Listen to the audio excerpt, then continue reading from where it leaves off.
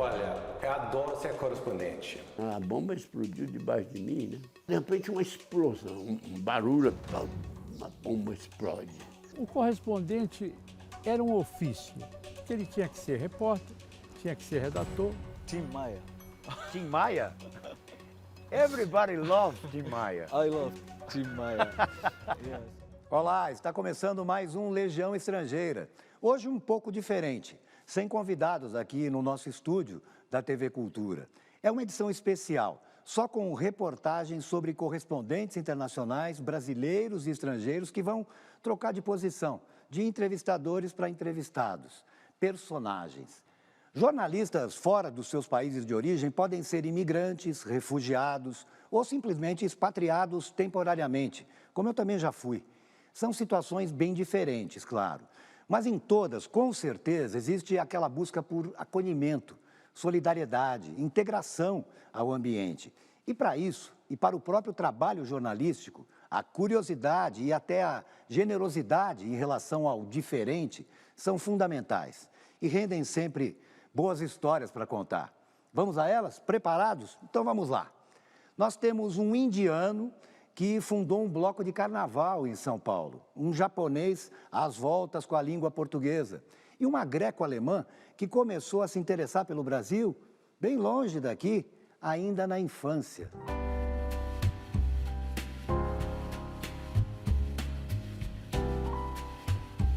Como é que foi essa sua primeira impressão na janela do avião? A primeira chegada no Brasil é difícil de escrever, porque é um momento muito especial. Tava dia, sol, você tá vendo a natureza, as montanhas, né? E você chega bem pertinho da Bahia, com essas pedras saindo. É uma sensação mágica.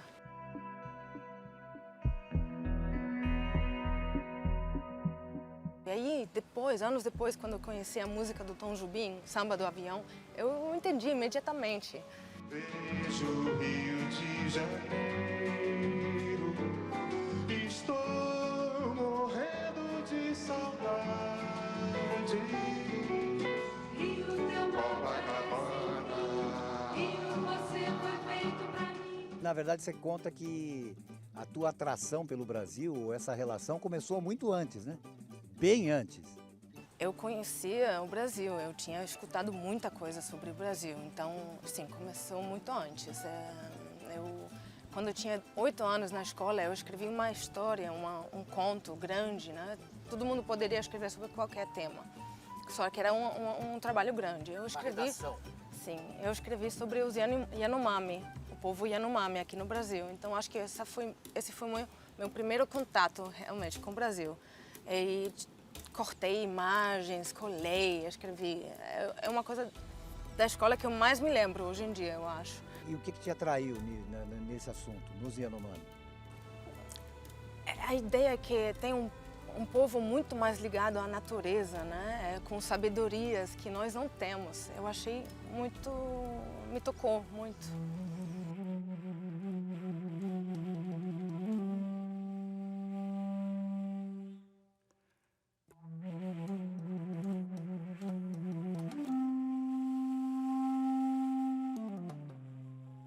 Agora, e ao longo da vida também depois você teve outros contatos? Você falou que você ouvia uma rádio, como é que é isso? Eu estava acompanhando uma rádio estatal na Grécia chamada Cosmos.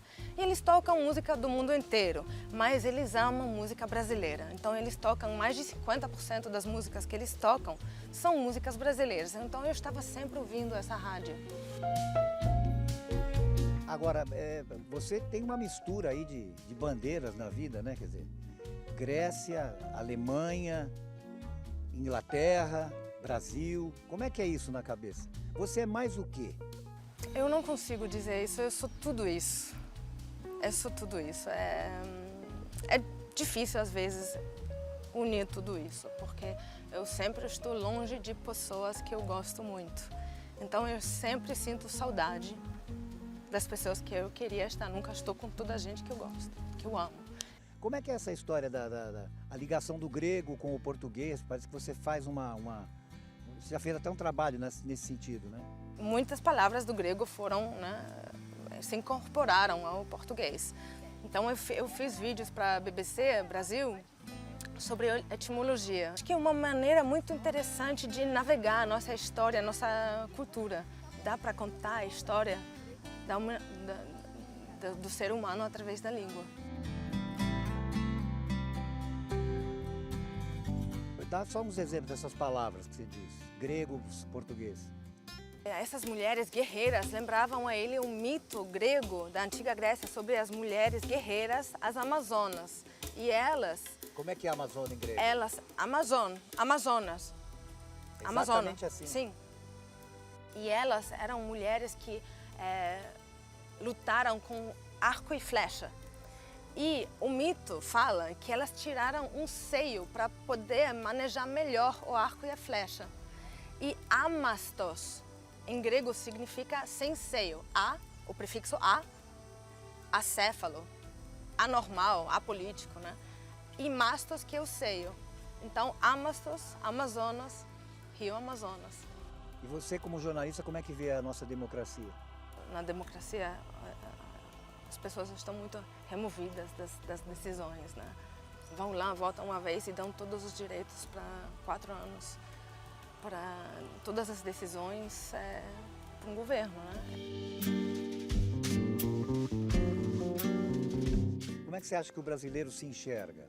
Uma autocrítica muito grande, quase uma autodiminuição, né? Eu já ouvi um monte de pessoas falando sobre o complexo de vira-lata. Foi criado uma expressão criada pelo Nelson Rodrigues. Um amigo meu falou recentemente que no sul do Brasil, quando algo é muito bom, eles falam que é gringo. Esse disco é bom, a produção é gringa. É quase autodepreciativo. Mas eu também acho que essa questão de país, de se sentir brasileiro ou não, é complicada, né? Eu me sinto brasileira. Eu me sinto grega, alemã, inglesa, assim, mas eu me sinto brasileira, de coração mesmo me sinto brasileira. Então, essa questão de nação, de fronteiras, eu acho difícil. Eu tenho meus problemas de lidar com isso. Eu acho fronteiras a coisa mais doida que o ser humano já inventou. E eu estou andando aqui pelas ruas do Rio, vendo as bandeiras do Brasil, e me dá me assusta.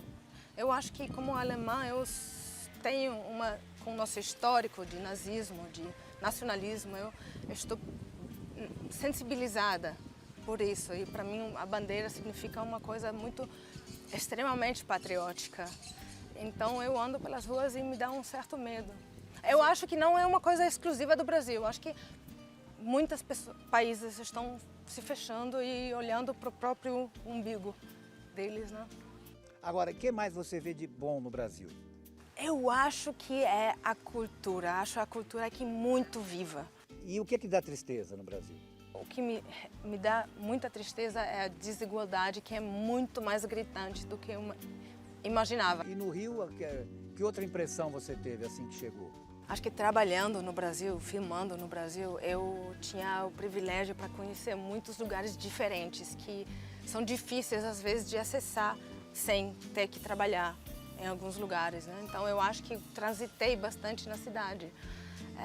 Eu fui para muitas favelas, por exemplo, que para mim foi importante. Não quero romantizar isso, mas tem uma vida muito viva, um comércio de rua e tem tanta cultura saindo de lá que eu sinto que o coração da cidade bate lá. E me impressionou porque tem uma semelhança muito grande com a maneira que as ilhas gregas estão construídas, né? As cidadezinhas, nas encostas, nos morros, anfiteatrical, né? Crescendo muito organicamente, não tem muito planejamento, na verdade, planejamento nenhum, né?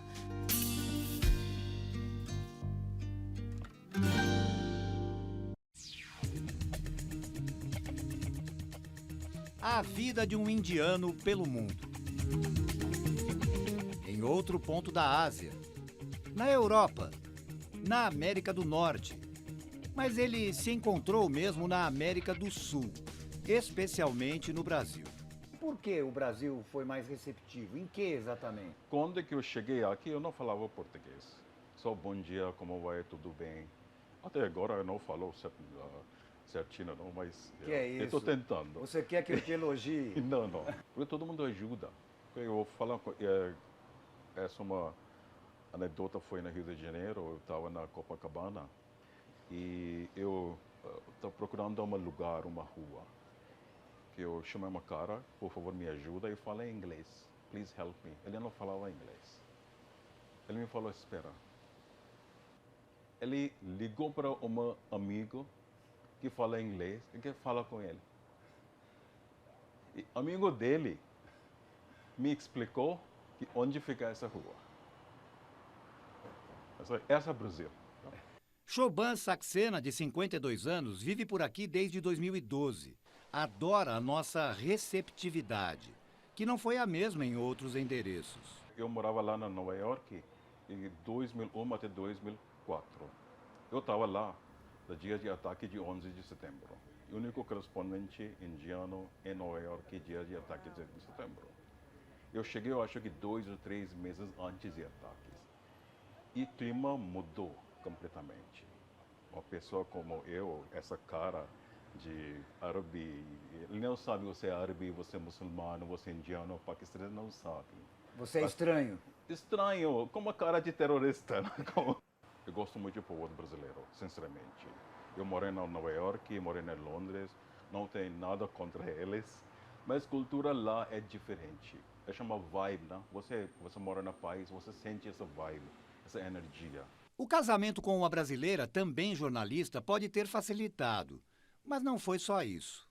Eu acho que brasileiros em geral, estou falando geralmente, não tem esse preconceito no sangue dele, o DNA dele.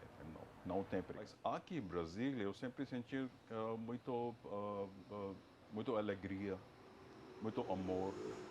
E todo mundo ajuda, todo mundo fala com você, todo mundo bem simpático. Choban trabalhou para o maior jornal de língua inglesa da Índia e por isso mesmo do mundo, o Times of India. Hoje escreve para o website The Wire India sobre política, economia, cultura, até futebol. Segundo o correspondente, o interesse pelo Brasil é grande. Por que exatamente o Brasil interessa para a Índia? Eu acho que principalmente empresários indianos, diplomatas, acadêmicos, jornalistas e o pessoal que trabalha na área de programa social querem saber muito sobre o Brasil, o que está acontecendo no Brasil, porque o Brasil é o maior país da América do Sul, a maior economia da América Latina, a maior economia e país da América Latina. É muito importante para a Índia. A Índia agora tem interesse, porque a Índia está crescendo como a China. Antes de pandemia, o negócio entre Brasil e Índia foi 7 bilhões de dólares. Agora é 12 bilhões de dólares. Cresceu bastante. Mas a imagem do nosso país lá fora, segundo ele, já foi melhor. Sinceramente, eu acho que a imagem sofreu bastante, piorou. Porque quando que eu cheguei aqui, em 2012, era um país completamente diferente. Agora, principalmente por causa do meio ambiente e por causa dessa pandemia.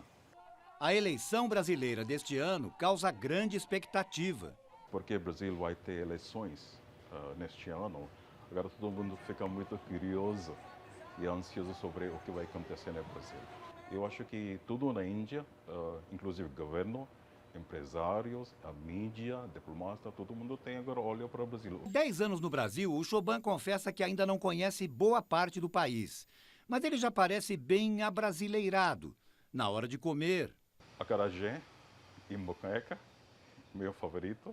Minha favorita comida é de baiana, mas gosto muito de feijão. Eu não como muito feijoada, sinceramente, mas pastel e pão de queijo.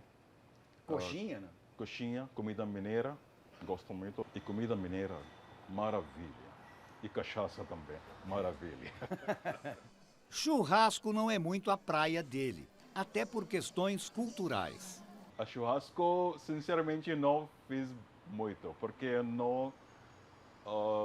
eu como tudo.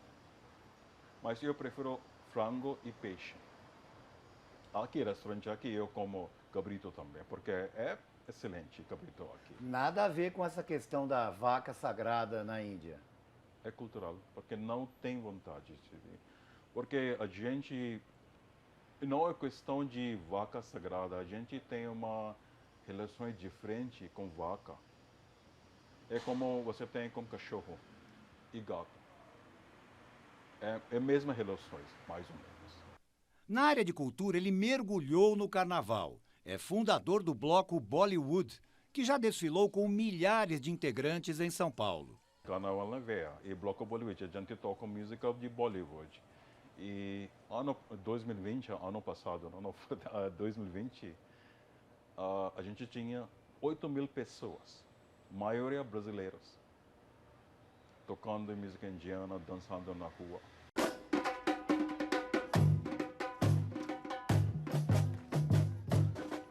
Mas o nosso encontro no restaurante de um amigo dele não poderia terminar de maneira mais indiana. Chá preto com leite e especiarias. Um show de aroma e sabor. E assim como a entrevista, digno de reverência. Bom, indiano, casado com carioca, carnavalesco, pelo que você me disse, correspondente para sempre. Bem-vindo ao Brasil, mais uma vez, como se precisasse. E obrigado pela entrevista. Muito obrigado pela TV Cultura, pela essa oportunidade. Foi muito bom falar com você, muito obrigado. Namastê. Namastê.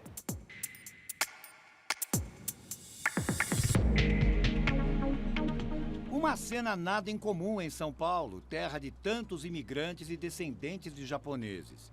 E o pai dessa brasileirinha veio de longe, Sapporo, no norte do Japão.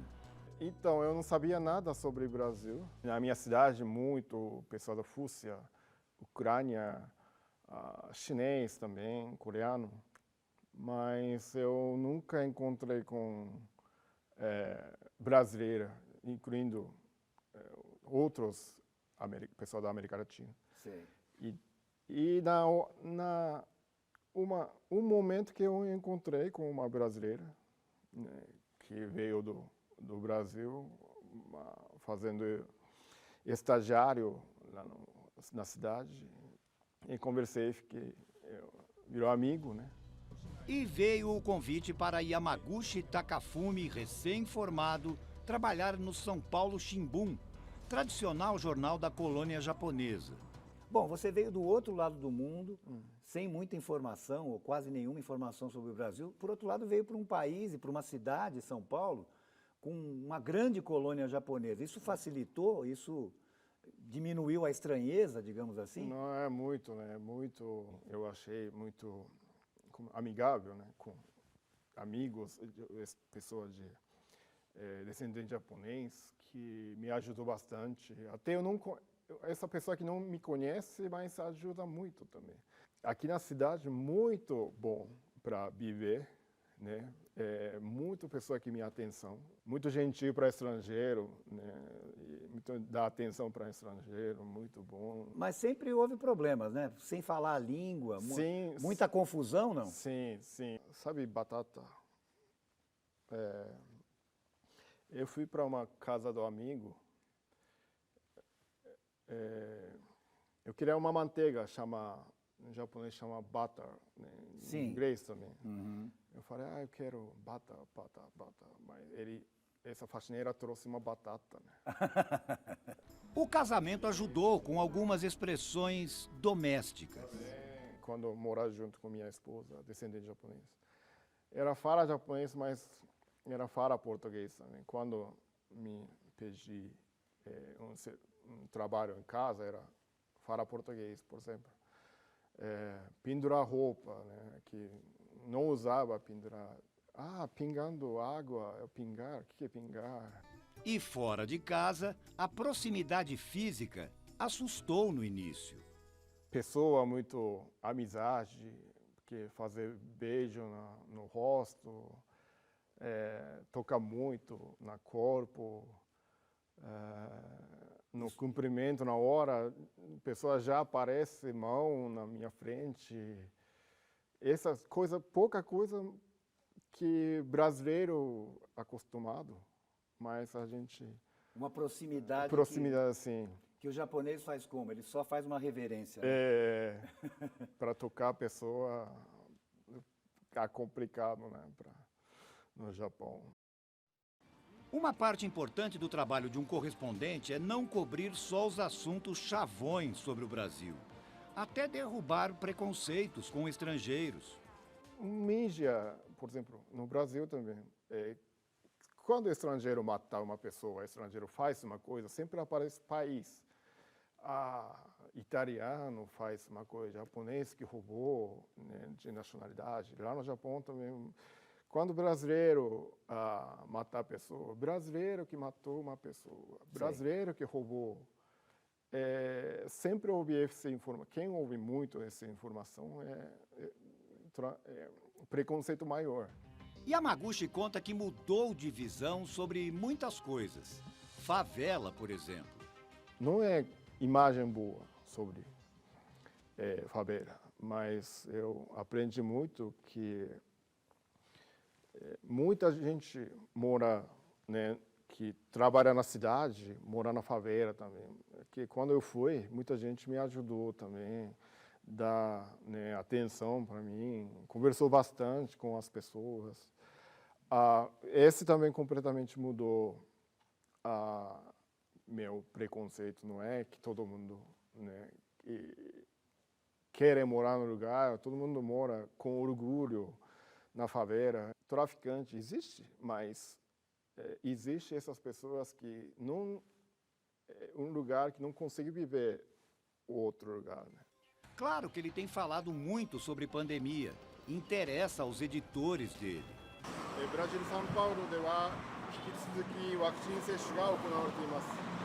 quando sobe mortos, infectados no Brasil, eles mostram mais. Quando cai muito, eu escrevi também reportagem, faz reportagem também. Tem que mostrar sempre coisa parte boa, coisa parte ruim.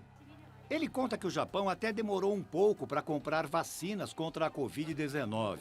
Confiou em fechar fronteiras e num total de infecções relativamente baixo no início. Mas lembra que o comportamento da população foi importante. Tinha esse costume para colocar a máscara todo dia, antes da pandemia. Então, não mexer as mãos com, né, no começo, a gente voltar ao assunto, no começo, não tocar as outras pessoas. Existe cultura para lavar a mão, muita pouca coisa, mas já ajuda essa tipo, né? E era uma coisa que já existia antes. Sim. Então, esse também eu acho que ajuda para não subir tanto. Na conversa com o Yamaguchi, não deu para fugir do que já virou chavão. Correspondente estrangeiro adora a comida brasileira. Outros países que comida típica não combina, né, do sabor do japonês, mas, por exemplo, churrasco, feijoada, feijão. Comida mineira até a gente come muito também, né? Normal, não muqueca muita gente gosta, sabe? Mas esse tipo coisa só para comida, mas para estrangeiro é muito importante, porque a gente tem que comer, né, todo dia. Mas na região, que se não gostar da comida, acho que a gente não aguenta. E tome mais chavão. Tem japonês no futebol, até com certo sucesso, segundo ele. Não fico vergonha. Não passa vergonha. Sim, eu fiz gol. Já fez gol? Sim, não. Com o brasileiro junto, não. Ele fica tímido, reluta em revelar o time do coração, mas dá uma pista. Eu assisti muito incrível, não lembro, 2007, 2008, jogo São Paulo, Copa do Libertadores, lá no Morumbi. Você foi ao Morumbi? 80 mil torcedores, que estava todo mundo gritando, que está tremendo aquele no chão. Eu fiquei muito impressionante, né? Mas você não se declara torcedor de nenhum time? Não, infelizmente não. Agora. Você já ouviu a expressão em cima do muro? Não, ainda. não está muito... Que é não se decidir muito. Ah, é isso, sim. Tá explicado.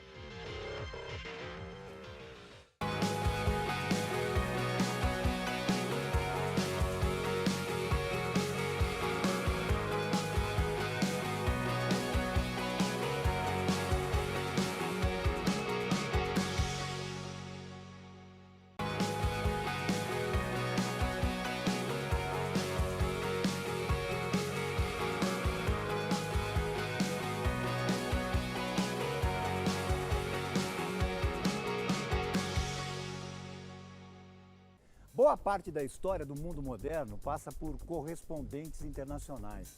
Eles muitas vezes fazem parte dela.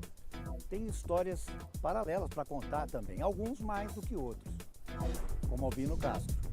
Vamos ouvir o que ele tem para contar?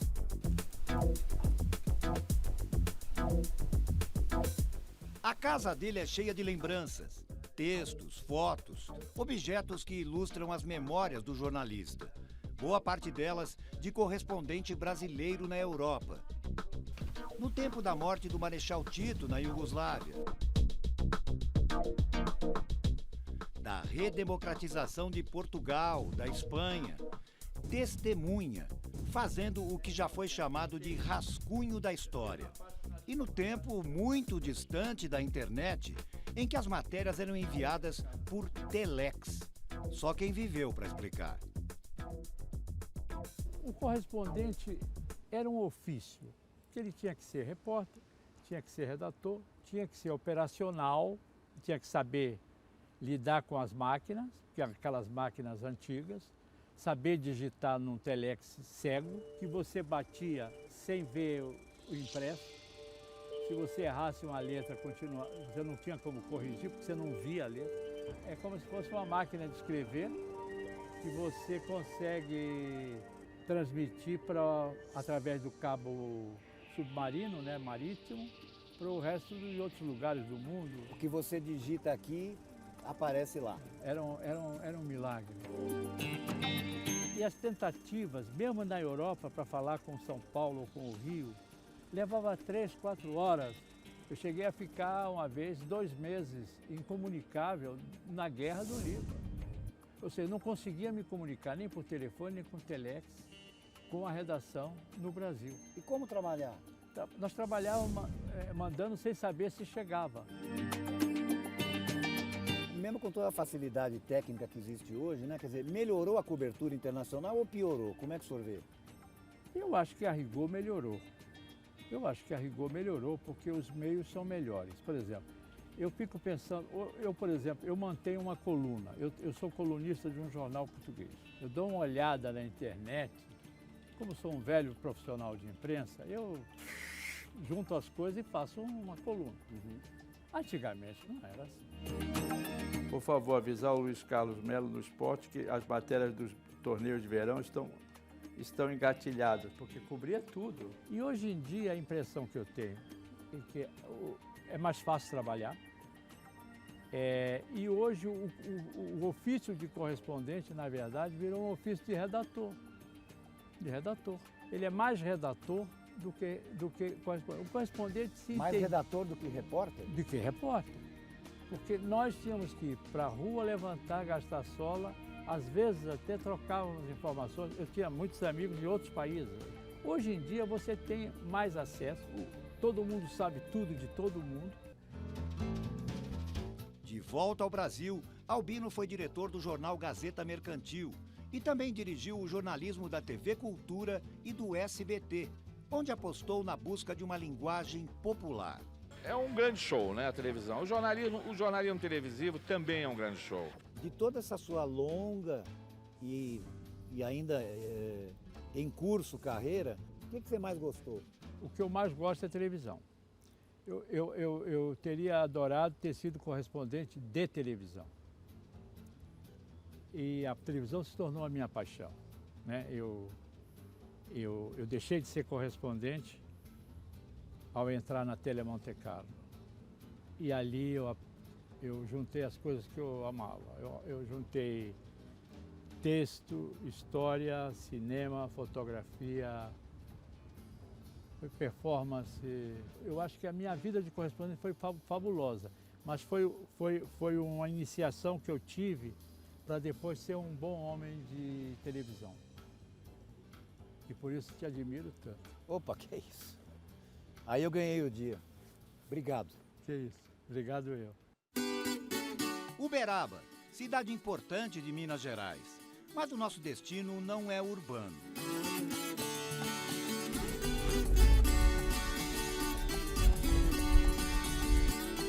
Quem nós viemos visitar mora um pouco mais longe. Responsabilidade. Entrevistar um entrevistador como esse que nós vamos encontrar ali na frente. Não é brincadeira, não. Zé. Olha quem vem vindo ali. Ô Zé. Ô Zé. Que alegria de te ver aqui. Seu Zé. José Hamilton Ribeiro. 86 anos. Tá com a cara ótima, Zé. É mesmo? Tá, ué. Nos últimos 2 de pandemia, recolhido na fazenda dele.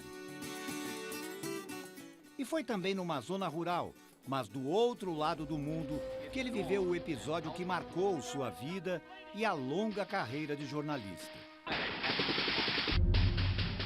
Vietnã, 1968. Zé Hamilton foi enviado para cobrir a guerra pela extinta e histórica revista Realidade. Ele acompanhava uma tropa americana. Fomos andando, de repente começou a explodir soldado, né? Explodia soldado lá na frente, na vanguarda, né? Explode um lá, explode outro aqui e tal, né? É. Até que uma hora explodiu em cima, a bomba explodiu debaixo de mim, né? Um barulho, uma bomba explode. E vem aquela nuvem de fumaça negra, né? Aquela nuvem de fumaça negra, de bomba caseira, sabe? E tudo encobre, você fica encoberto numa fumaça negra. Aquela poeira preta foi se esgarçando, né? E eu pude me ver, Aí eu vi que uma perna estava inteira, só macerada aqui do lado, mas a outra perna tinha desaparecido, do joelho para baixo.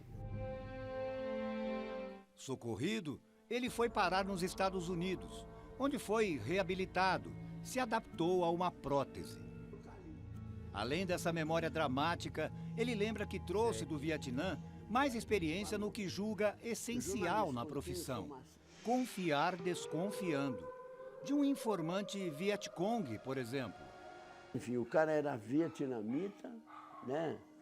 E vivia numa comunidade vietnamita, porém falava francês, o que nos aproximava, mas eu nunca tive segurança de que ele estava me contando as coisas certas, né? Você está num país estranho, numa língua estranha, de repente uma pessoa se aproxima de você, ou se deixa se aproximar, na verdade, né? Deixa você se aproximar.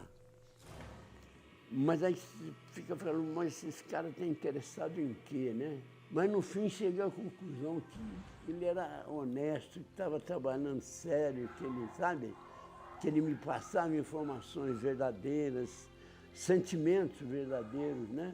Quando você estava lá no Vietnã, você tinha a impressão de que talvez os americanos não vencessem a guerra? Era impossível, eles não conseguiam. Os americanos, por mais poder que tivessem, não teriam, sabe, condição de empatia para manter aquela posição, né? Então, o soldado americano invasor era visto como invasor, né? Ele queria estar lá como bonzinho, mas ele era visto pelo vietnamita como invasor. Então, o invasor nunca é recebido com afeto, né? Ele era recebido com medo, com suspeita, né? O amor pelo campo de homem do interior paulista conduziu a maior parte da carreira do Zé Hamilton.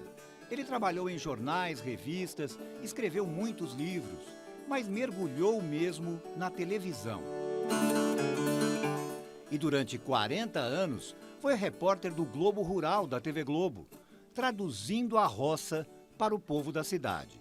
E aí, meio que o correspondente internacional virou o correspondente intranacional, né? Sim, internacional.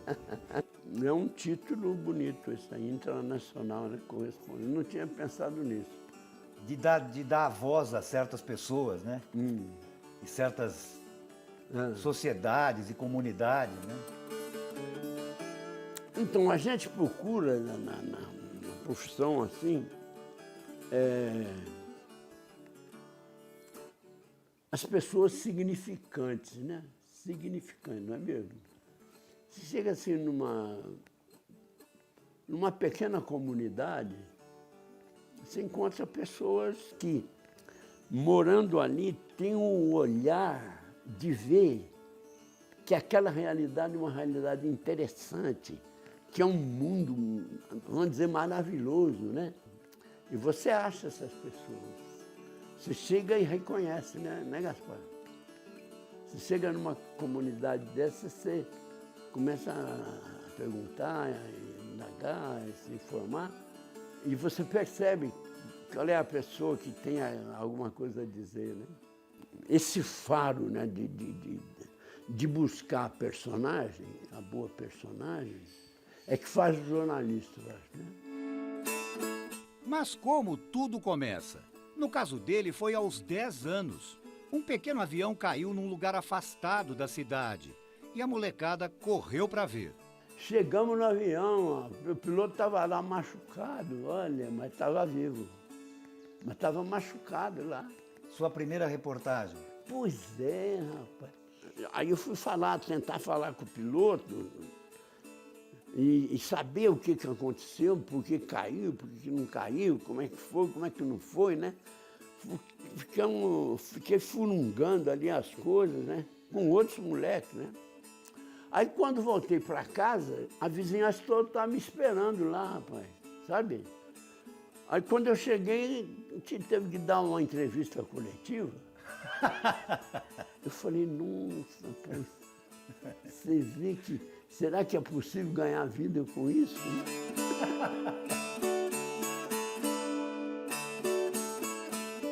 E jornalista nunca deixa de ser jornalista, né? Ah, você está aposentado agora, aos 86 anos, mas você nunca vai deixar de ser jornalista, né, Zé? A gente está sempre perguntando, né? Sempre perguntando.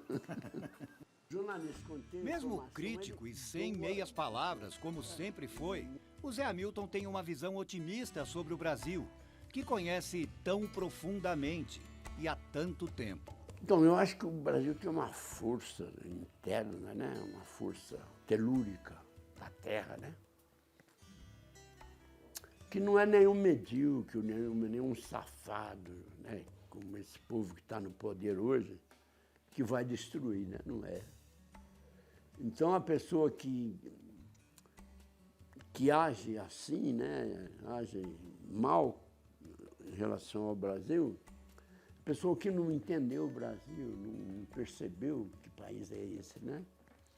E isso passa, né? Quanto mais restringir, pior. Tem que abrir, quanto mais abrir, melhor, né? Quanto mais luz, né? Melhor. Então, esse pessoal que quer fechar, que quer escuridão, isso passa, vai passar logo. Né? E como iluminar um país tão forte? Para ele, a resposta está logo ali, na natureza. O Brasil, sabe, é como um cavalo chucro que você tem que domar. É um cavalo muito forte, tem muita força. E você não tem força para... Se você for comparar sua força com o cavalo, você perde. Você tem que dominá-lo pela inteligência, né? Pelo jeito, né? Às vezes pelo carinho, né? Pela forma de chegar. Não é pela força bruta. Pela força bruta você perde.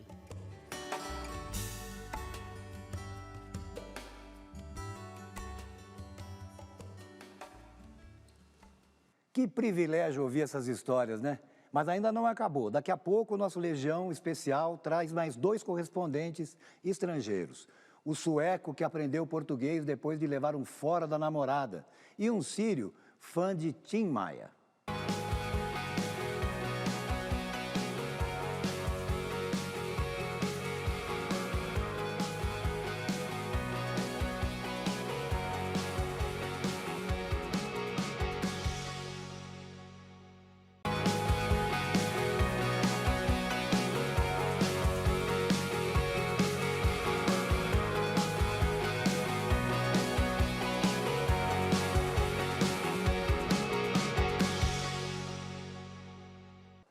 De volta com o Legião, vamos conhecer o dia a dia de mais 2 correspondentes estrangeiros no Brasil. Começando por um grande fã do Tim Maia. Quando Victórios Shams, jornalista, chegou ao Brasil fugindo da guerra da Síria, não imaginava ficar muito tempo e nem que se tornaria um refugiado. O destino da Síria seguiu na esteira da Primavera Árabe. As revoltas de populações do Oriente Médio cansadas de governos autoritários e corruptos. 11 anos depois, a Síria é terra arrasada, destruída por bombardeios e confrontos armados. O presidente Bashar al-Assad se manteve no poder. Você disse que já era jornalista, mas se tornou um jornalista profissional depois da Revolução. Como é que foi isso? The big media in Arabic world, they start search about who have some experience to work with them. That's why we start work with this media. E que tipo de perigo você enfrentou concretamente? O que aconteceu com você? In 2011, in 29 October, I remember, they attack my city. I take the camera and go to record them. They see me. That's why they call me, stop, stop. I don't stop, I escape. And then they start shoot by Kalashnikovs. Aí você saiu do país, né? Por quantos lugares você passou? After 2 months, I go out of Syria. In January 9, 2012, I go back to Lebanon, from Lebanon to Turkey, to Jordan, to Egypt, and then to Brazil, after 3 years. Você não se sente seguro para voltar para a Síria? Você gostaria de voltar? It's difficult for me because I'm wanted. Me and thousands of journalists. E que assunto que você costuma abordar nas suas matérias? I work with some Arabic journals, but also I have small programs every week in Arabic language. I talk about Brazil and America Latina. O que interessa ao público árabe? About the situation of ordinary people and workers, because it's workers' union. But also we talk about general situation in Brazil and other countries. And also we talk about the pandemic in Brazil. Como é que você vê a questão eleitoral aí desse ano aqui no Brasil? I think it will, Bolsonaro, he will be out. This is what I think. Because last election, people, they think he will bring some change, Bolsonaro. But after 2-3 years, he don't bring any change. The situation is worse in economic. And he looks like a dictatorship. This is what I feel.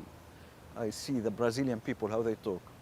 Because he wants to stop the parliament, Supreme Court. It's something like our Arabic countries. A situação política do Brasil preocupa? Como é que você vê isso? This first question I asked them when I arrived.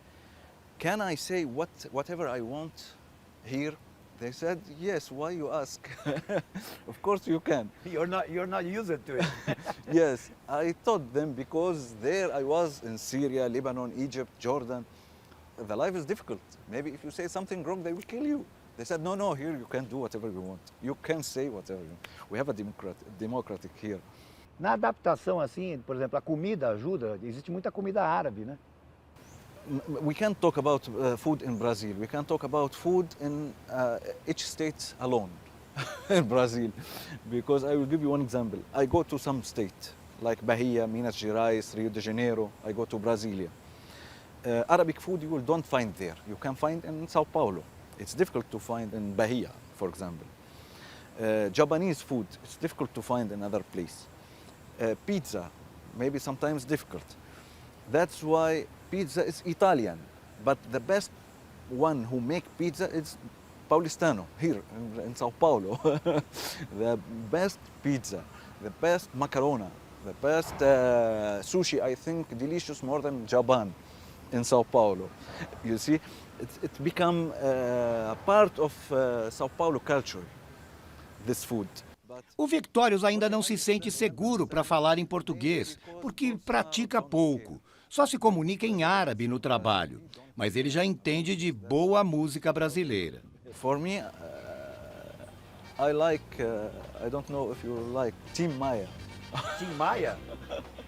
Everybody loves Tim Maia. I love Tim Maia. Ó, a luz azul me guia, com a firmeza e os lampejos do farol. Thank you. You are welcome. Obrigado. Obrigado. Obrigado a você. Shukran. Shukran. Shukran jazila. Braços abertos sempre a esperar. Os beijos cheguei.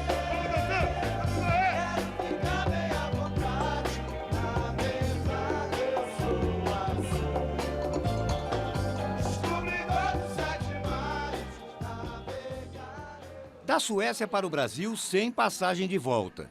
O Henrique Johnson é correspondente do Dagens Nyheter, o mais importante jornal da Suécia e de toda a Escandinávia.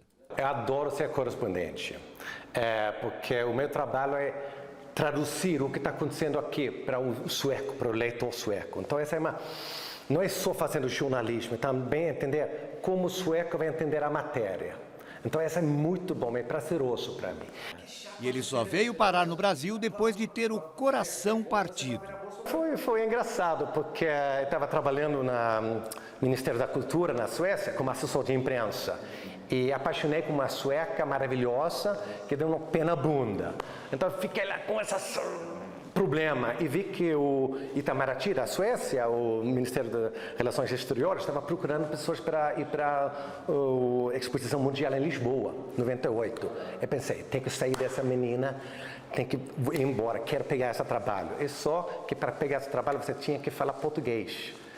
E não falava português. Então, na entrevista, eu tinha que mentir. Ela falou, e você fala português? Sim. E ganhei o trabalho. E dá para notar que ele se apaixonou mesmo pela língua portuguesa. Eu tenho um amor para a língua portuguesa. Tem até livros sobre isso. Sim, eu fiz um livro que é Viagem pelos 7 Pecados da Colônia Portuguesa, que viajei para Macau, Goa, Timor-Leste, Angola, Moçambique, Brasil e Portugal, falando sobre qual é a coisa diferente da colonização portuguesa, porque os ingleses construíram ferroviárias, tribunais, universidades, porque tinha muitos recursos. Portugal era o país mais pobre da Europa, não tinha esses recursos. Então, o que eles espalharam eram pecados. São mais de 20 anos no Brasil. Porque quando cheguei no Brasil, eu adorei. Uau, que país! País potente, né? País, 5º maior país do mundo. Então, não é só cobrir São Paulo e Rio de Janeiro, é viajar, né? É tipo um continente, como a Europa. Então, isso foi muito bom. Mas depois eu vi esses escândalos do mensalão, dessas coisas, eu entendi que, olha, esse país não está indo para frente, está rodando, né?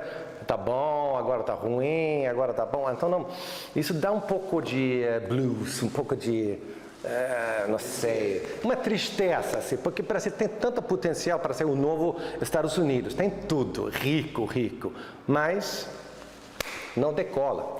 Assim, se decola, vai e depois volta. A tal ideia do país do futuro não vinga, é isso? Não, agora não. Eu usei essa frase tantas vezes nas minhas matérias e os meus livros. Agora não escrevo mais, não. Não é país do futuro. Nossa, mas isso é muito triste, né? Sim, é triste. E quando eu entendi isso, foi quase... Não foi uma depressão, mas eu pensei, porque estava esperando tanto. Mas quando o Bolsonaro foi eleito, para grande parte da população, eu pensei, uau, é isso mesmo? É isso que o povo quer? Eles acham que um cara que fez nada no Congresso por 29 anos vai acertar o país? Eu, como estrangeiro, sabendo um pouco de Bolsonaro, eu vi que não vai dar certo. E não deu certo. Mesmo assim, ele pode ser eleito de novo. Então, isso, eu perdi um pouco da esperança. É triste. Na Suécia, a nossa imagem também não anda das melhores. Os suecos são muito ligados com a mudanças climáticas. Lembra o Greta Thunberg? Claro. Assim, ídolo na Suécia. Henrique também já conheceu a nossa violência urbana. O Henrique conta que estava na cidade no ano passado para uma reportagem sobre os sepultamentos em massa de vítimas da Covid-19, no maior cemitério da América Latina, o Vila Formosa. Mas ele também teve que gravar um informe sobre um acontecimento de última hora na Colômbia. Aí, em plena Avenida Paulista... Misstänkliggjorde han protesterna och kallade dem för vandaler. Det ledde... Men vad fan håller du på med? Din jävla! Hej polis, jag peggar essa cara! Filho da... Pega ele! Pega ele, p... Pega essa filha da... O jornal pediu... Olha, Henrique, faz 2 minutos de Colômbia, a gente precisa um áudio. Então foi para a Avenida Paulista aqui para gravar. E era tipo 11 horas de manhã, então estava tão tranquilo. Então foi para a ciclovia aqui, porque queria mostrar que eu estou em São Paulo. Foi falando sobre Colômbia. E quando eu estava lá com o selfie, a câmera, um entregador de bicicleta, de comida, tentou pegar o meu celular. Eu achei que ele pegou o celular, então eu fiquei correndo atrás dele, xingando, né, e chamando a polícia. O Henrique, na verdade, mora no Brasil há 20 anos, no Rio de Janeiro, onde já foi assaltado 6 vezes, ele estava me contando. Aí eu fiquei pensando, Henrique, essa violência urbana brasileira, das grandes cidades, é o que mais te assusta no Brasil ou temos coisas piores aqui? Não, esse medo de ser assaltado é sempre presente. Como agora, deixei minha bolsa no carro de vocês. Estou com medo que alguém vai quebrar a janela e pegar o meu computador. Está aqui, está sempre aqui. E para um sueco, na Suécia, isso não acontece. Então, para mim, esse entrou assim. Então, estou sempre com medo disso, né? A política é uma bagunça, mas não estou com medo da política. Estou com medo de ser assaltado, porque eu tenho essa cara. Me chama a atenção. E no Rio, foi 6 vezes assaltado. Cada 3 anos, alguém me rouba. Assim. A Suécia agora é um dos países mais violentos da Europa, em forma de mortos per capita, assim, assassinados na rua. E isso por causa do tráfico. A gente não tinha muito tráfico antes, então pessoas comprando drogas assim, agora é gangues. E essas gangues estão em guerra entre si.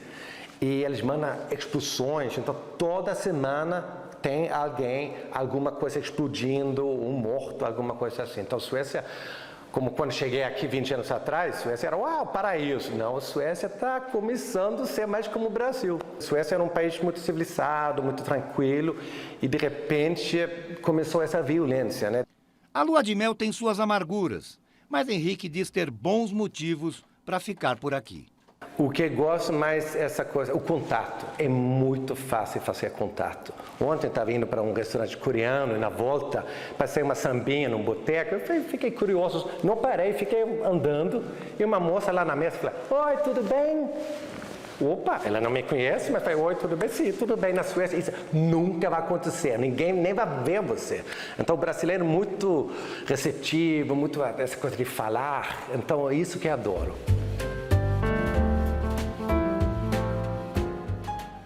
Este Legião Estrangeira Especial Vida de Correspondente fica por aqui. Como a gente sempre brinca aqui na redação, correspondente também é gente. Eu espero que vocês tenham gostado de chegar um pouco mais perto de quem tem essa missão de traduzir o Brasil para o mundo e vice-versa. Voltamos na próxima semana. Até lá!